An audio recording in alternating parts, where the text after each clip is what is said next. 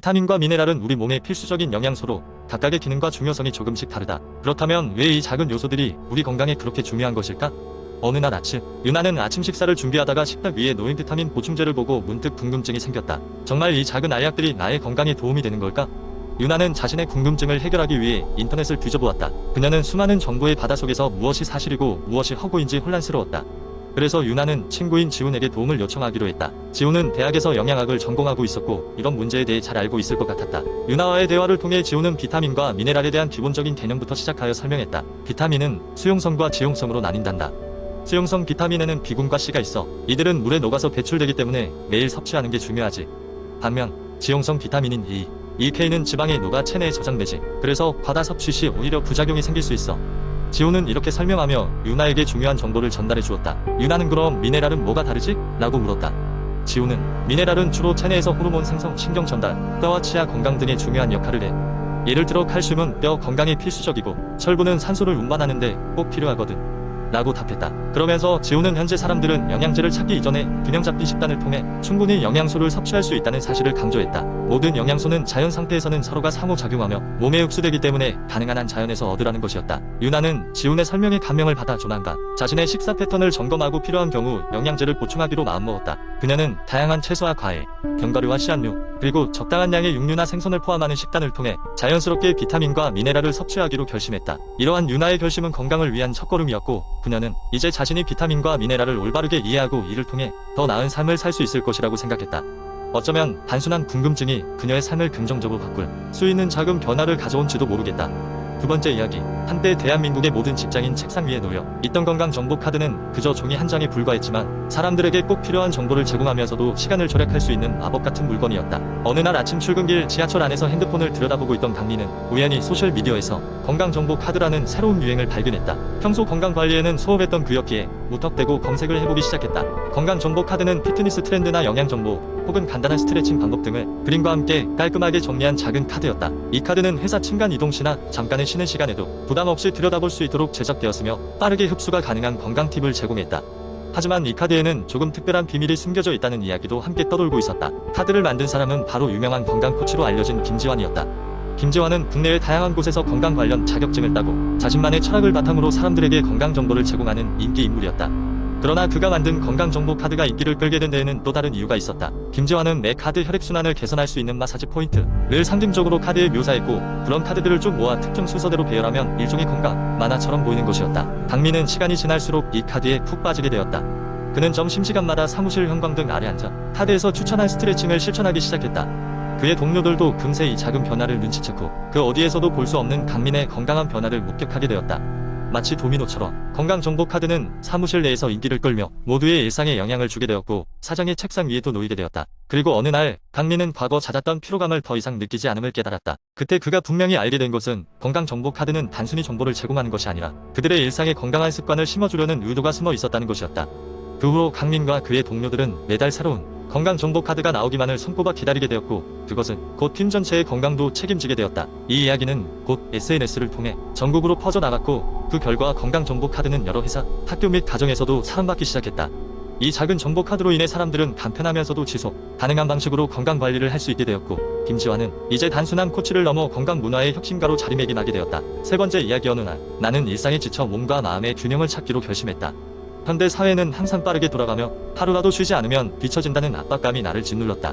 그래서 나는 잠시 모든 것을 내려놓고 특별한 명상 여행을 떠나기로 했다. 명상 여행은 깊은 산속에 위치한 작은 마을에서 시작되었다. 그곳은 전자기기의 간섭 없이 자연의 소리를 들을 수 있는 곳으로 유명했다. 아침이 되면 새들의 노래와 맑은 공기가 우리를 맞이했다. 나는 명상 수련회를 이끌고 있는 라마 스님을 만나게 되었다. 그는 수십 년간 여러 나라를 돌아다니며 명상 방법을 연구해온 분이었다. 처음 며칠은 마음을 비우고 자연과 하나가 되는 연습이 이어졌다. 매일 새벽 첫 빛이 산을 비출 때까지 명상에 잠겼다. 처음에는 계속 떠오르는 잡생각 때문에 집중하기 어려웠지만 라마 스님의 가르침 덕분에 점차 마음의 소란을 잠재울 수 있었다. 그는 마음은 호수와 같아서 그 위에 고요해차 있으면 소용돌이가 사라지고 물속의 아름다움을 발견할 수 있다 고 말씀하시곤 했다. 그 다음 단계는 몸의 균형을 찾는 것이었다. 매일 아침 요가와 함께 시작된 이 과정에서는 자신의 몸 구석구석을 느끼며 평소 무심코 지나쳤던 부분을 알아차리게 되었다. 미세한 움직임 하나에도 집중하고 호흡 하나에도 힘을 실어나가는 연습을 통해 나는 몸의 유연성뿐만 아니라 존재의 균형도 중요하다는 것을 깨달았다.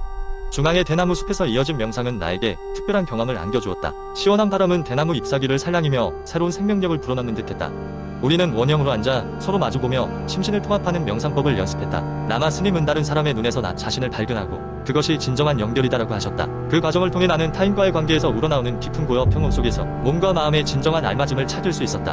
며칠 뒤 하나의 물음이 생겼다. 현실로 돌아가면 이 경험을 어떻게 지속할 수 있을까? 라마 스님은 진정한 균형은 순간순간의 선택에서 이루어진다고 조언했다. 이러한 깨달음을 가슴에 품고 나는 일상으로 되돌아가기로 결심했다. 산을 내려오며 나는 예전보다 한결 가벼운 발걸음과 명료한 마음으로 돌아왔다. 비록 도시 생활의 소음과 빠른 리듬 속에 몸을 두게 되었지만 이젠 그 속에서도 내적 평온을 지속할 수 있는 법을 배웠다. 그것은 매일 아침 짧게라도 내면의 호수에 떠 있어 보는 것, 그리고 타인 속에서 나를 찾는 것이었다. 이 특별한 명상 여행은 단순한 여행이 아닌 몸과 마음의 균형이라는 새로운 인생의 장을 열어준 경험이었다. 그리고 그 과정에서 얻게 된 깨달음은 나에게 앞으로 어떤 도전이 다가와도 어떤 상황에서도 흔들림 없이 중심을 잡는데 큰 힘이 되어줄 것이다.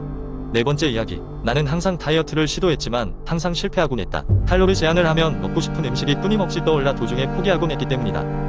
그러던 중 칼로리 제한 없이도 체중 감량이 가능하다는 이야기를 듣게 되었다. 처음에는 믿지 않았지만 방법을 알고 싶어하는 마음의 정보를 찾아보기로 했다. 그러다 간헐적 단식과 저탄수화물 고지방 다이어트에 대해 알게 되었다. 간헐적 단식은 일정 시간 동안 음식을 먹지 않고 식사 시간을 정해 그 시간에만 음식을 섭취하는 방법이다. 이 방법은 생각보다 간단했다.